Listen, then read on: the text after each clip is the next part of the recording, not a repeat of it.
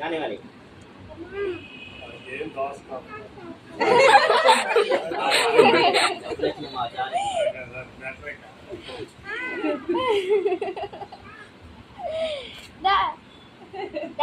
Next చెయ్యి అది తీస్తే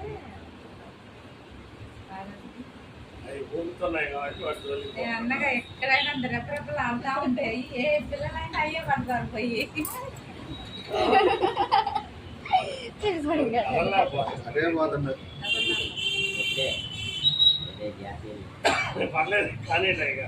అయిపోయింది. ఒక 5 నిమిషాలు చూద్దాం. అది తీసేయండి. డబ్బులు తీసేసి డబ్బులు తీసేసి డబ్బులు తీసేయి.